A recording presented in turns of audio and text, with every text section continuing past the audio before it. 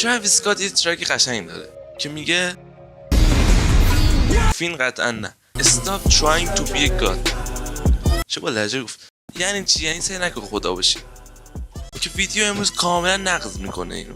چرا که قراره هر کاری که دوست داشته باشم بکنم. بهتر بگم اگه میتونستم هر کاری کنم چیکار میکردم. قطعا فکر میکنه میگم که کلی پول حساب خودم واریز میکردم، هیچ وقت نمیمردم، جاودانه میشدم، همیشه خوشحال میبود. مگه این چرا بچه سوم دبستان؟ ولی راکات ذهن بسیار مریضی داره. اگه نداشت که تو این ویدیو نمیدیدی، شاید نمیبینی، شاید واسه خودم دارم صحبت میکنم، هیچ کی ویدیو قرار نیست نگاه کنه. یکی از کارهایی که میکردم این بود که جای افراد مختلف میبودم. تغییر هویت.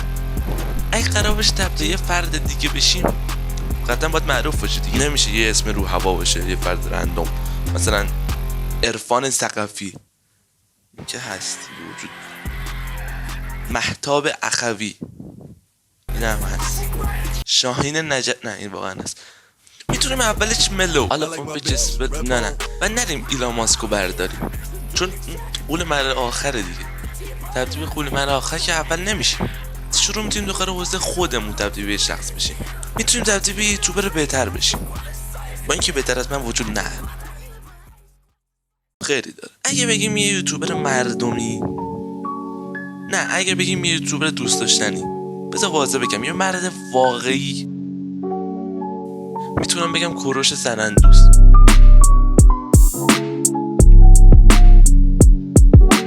خب حالا من به جاش باشم چیکار میکنم؟ تو حوزه خودم که نمیتونم جا کسی خاصی باشم، یکم باشم نمیتونم کار خاصی کنم.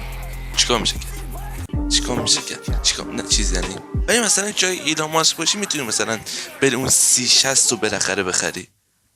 چقدر من ذهنم فقیره. جای ایلان ماسک باشی که 3060 نمیگیری، 3080 تی میگیر. فردی که میتونم تبدیل بهش بشم که قطعا نباید پولدار باشه، میتونه فرد قدرتمند باشه، مثلا ترامپ.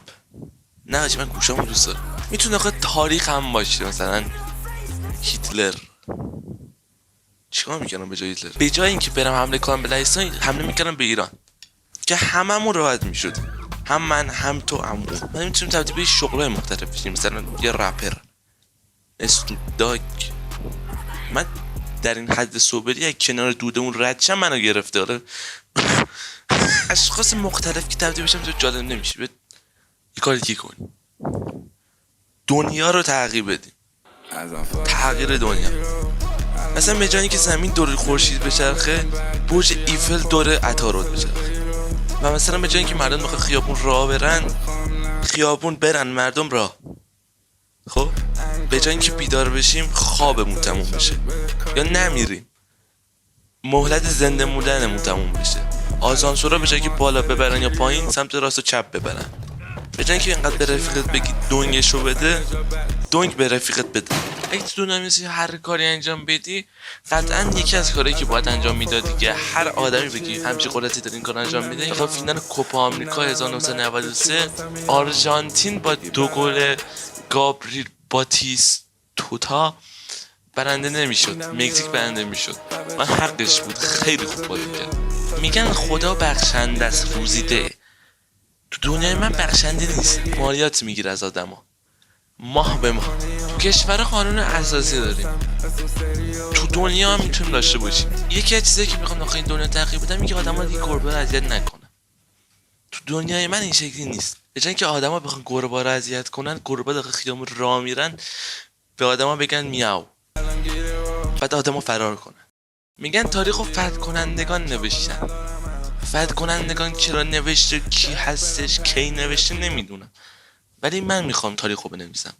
پای به حال تاریخ، تغییر تاریخ. میتونیم از اون اول سکانس اول شروع کنیم. به جای اینکه هوا سیبو میخورد، آدم هوا رو میخورد. به جای اینکه قابیل حابیل رو بکشه، فضا پیشرو بخواد حابیل رو علیوج و سینا این دوتا رو جدا کنن ازن. به جای انقلاب کبیر فرانسه، انگلیس بیاد فرانسه رو فتح کنه. ما کلا داخل بازی دنیای مختلف داریم. دنیای ما با اینا تغییر کنه چه اتفاقی میفته؟ تو دنیای درستافا زندگی باشه که همه گیم میشن. جهان بازی آرک هم جالب میشه. مثلا برادر امروز چه حیوانی رو شکار کنیم، امروز میتوانیم دایناسور شکار کنیم، بعد از همین بریم سایبرپانک. بدترین و بهترین چیپست دنیا رو تست کنیم. بتونیم داخل دنیای بازی دارک سولز و الدرینگ هم زندگی کنیم. از مشکل باشه که من همون لحظه اول میمیرم.